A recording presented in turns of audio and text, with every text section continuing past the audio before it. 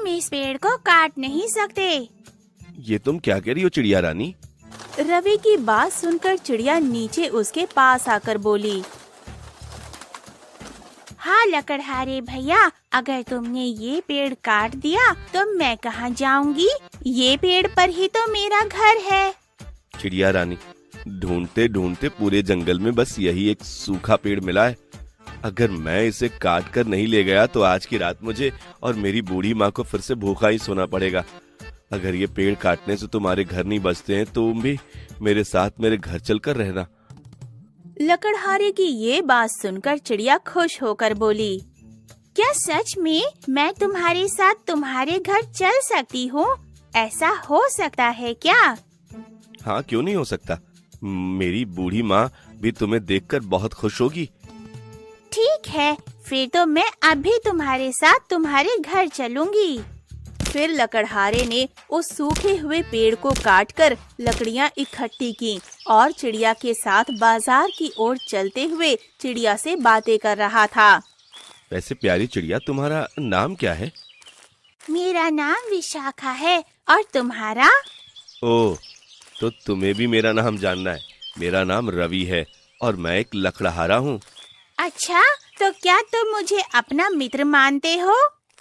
और क्या, इतनी प्यारी और बातूनी चिड़िया से कोई कैसे नहीं मित्रता करेगा। अब सोचना छोड़ो और जल्दी चलो।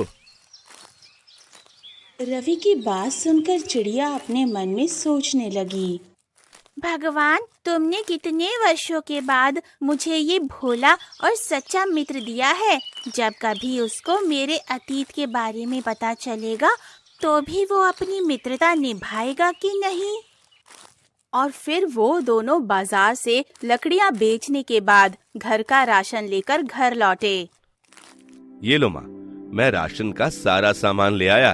अब आप जल्दी से कुछ अच्छा सा बना दो, मुझे बहुत जोरों की भूख लगी है। हाँ हाँ बेटा, तुम कुछ देर रुको, मैं अभी गर्मा गर्म रोटियां बनाती हूँ तुम्हारे लिए। अचानक ही बूढ़ी माँ की नजर उस चिड़िया पर गई, जिसे देखकर बूढ़ी माँ बोली, बेटा, तुम इस चिड़िया को कहाँ से ले आए हो?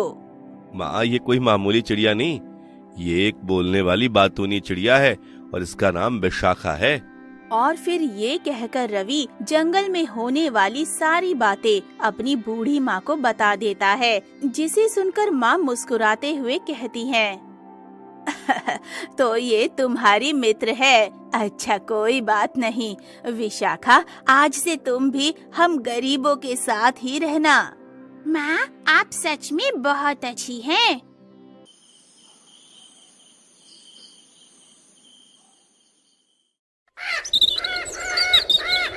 और फिर देखते ही देखते दिन बीतने लगे थे, जबकि चिड़िया रवि और उसकी माँ के साथ पूरी तरह घुल मिल चुकी थी। और फिर देखते ही देखते रवि की माली हालत भी थोड़ी बहुत सुधरने लगी थी। जब एक दिन, मैं जल्दी से लकड़ी चुन लेता हूँ, नहीं तो बाजार जाते मुझे देर हो जाएगी। अभी रवि ये कहकर उस जंगल में लकड़ी चुन ही रहा था, उसे एक